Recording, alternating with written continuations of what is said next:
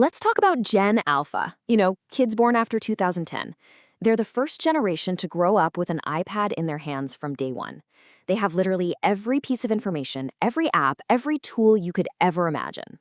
But here's the wild paradox, right? This generation, the most digitally empowered in history, is also turning out to be the most distracted, the most anxious, and the most unfocused. So what if I told you that a philosopher from 2,500 years ago saw this coming? And even better, he left us a blueprint to fix it. All right, so here's our game plan for this explainer. First, we're going to unpack that Gen Alpha paradox. Then we'll dig into Confucius's surprisingly modern diagnosis. From there, we'll break down his 3 pillars for building focus, and you'll see how modern science actually backs this all up. And we'll finish with a super practical blueprint for you, all wrapped up in a tidy little mind map at the end. Okay, so let's start with this puzzle, what I'm calling the paradox of progress. On paper, Gen Alpha should be crushing it. I mean, they have AI tutors, personalized learning, endless educational content. It's the most advanced learning environment ever. And yet, the reality we're seeing in our homes and classrooms, it tells a totally different story. This is the question, isn't it? It's what keeps so many parents and teachers up at night. We've given our kids everything, access to everything, but it feels like it's come at a huge cost to their ability to just be present and focused. It's like technology solved the information problem, but in the process, it might have broken something way more fundamental, the very architecture of how we build wisdom in the first place. And look, this isn't just a hunch. The data is pretty clear. A staggering 70% of teachers say that focus and discipline in their classrooms are getting worse. That's a huge number. And on top of that, we're seeing the highest rates of youth anxiety and depression ever recorded. Something is clearly not working. And this is where Confucius just walks right into the 21st century. He understood something profound, long before there were algorithms and notifications. He basically said that a society starts to crumble when it stops teaching how to think and only focuses on what to consume. This quote just nails it, doesn't it? Learning without reflection is labor lost. We're just pouring information into our kids' heads without giving them the tools to make sense of it. So what was his big diagnosis? Well, Confucius argued that real education isn't about transferring data. It's about forming character. And his entire system, his whole philosophy of education, was built on one single, incredibly powerful idea. He called it Li. Li, it's pronounced Li, is all about ritual, structure, and discipline. For Confucius, this was the absolute starting point. It's non-negotiable. You don't just dive into learning facts and figures. No, first you have to build the internal structure, the character, that makes deep, meaningful learning even possible. Now, to put this ancient idea into our language today, just think of it this way. Light is the algorithm for attention. It's the underlying code, the operating system that organizes our minds. You see, ritual creates rhythm, and that rhythm creates focus. And only then, once you have focus, can real learning actually begin. And this just lays it out perfectly. A life with Liz has rhythm, it has focus, it has a sense of internal order. But a life without it, which, let's be honest, is the default setting for so many kids today, is just chaos, constant distraction, and a fragmented mind.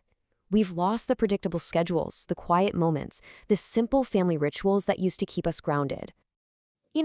Confucius had this simple but brilliant analogy. He said, if you chase 2 rabbits, you're not going to catch either one. Well, in our endless pursuit of progress, we've handed our children 1,000 digital rabbits, 1,000 apps, notifications, and endless feeds, and then we wonder why they can't seem to catch anything meaningful. But here's the good news. Confucius didn't just point out the problem and walk away. He gave us a remedy. And it's this really elegant framework built on 3 core pillars, all designed to systematically rebuild that inner order and focus. So let's take a look at how they all work together. So here they are, the 3 pillars. It all starts with Li, that ritualized structure we've been talking about. Think of it as the scaffolding for the brain. Then comes Ren, which is all about human warmth, connection, and relationships. That's what fuels our motivation. And finally, there's Shui, which is the practice of lifelong reflection. That's the magic step that turns all that raw information into actual, lasting wisdom. Now, I know what you might be thinking. This all sounds great, philosophically, but does it really hold up in the modern world? Well, this is what's so fascinating. It turns out that modern neuroscience is actually validating these 2,500-year-old ideas, bridging these 2 worlds in a really powerful way. Just look at this. The science is incredible. When we practice structured rituals, that's Lee, it literally stabilizes a part of our brain called the default mode network, which is the part that's responsible for mind wandering. When we feel that social trust and connection, that's Ren, our brains get this perfect cocktail of oxytocin and dopamine for motivation. And when we reflect daily, Shui, we are actively helping our hippocampus lock in memories. I mean, Confucius was basically describing neuroplasticity centuries before we even had a word for it. So, the takeaway here is that this is not just some dusty old theory. It is a practical, actionable guide. So let's shift gears and talk about a simple blueprint for how parents and teachers can start putting these ideas to work, like right now. And it really does start with small, consistent things. For example, create one daily device-free family ritual. Maybe it's dinner, maybe it's a walk. Introduce just 10 minutes of quiet practice, reading a book, journaling, anything before screens come on. Model Ren by showing your kids how you handle your own frustrations gracefully. And instead of asking, what did you do today, try asking, what was meaningful to you today? That little switch encourages reflection. At the end of the day, this doesn't require some massive, life-altering overhaul.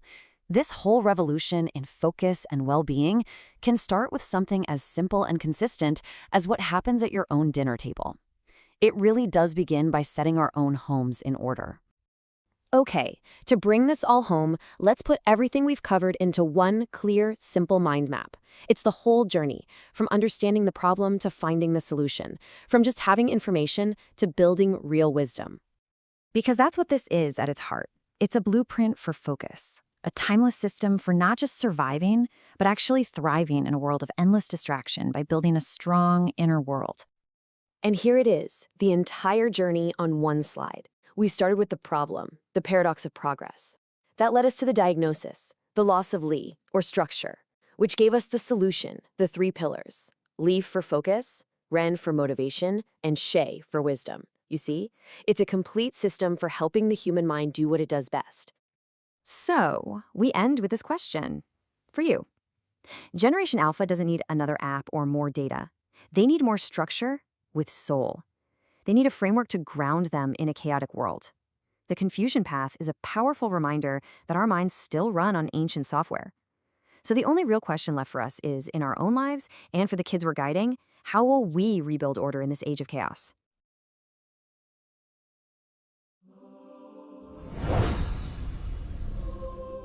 Like and subscribe for timeless wisdom.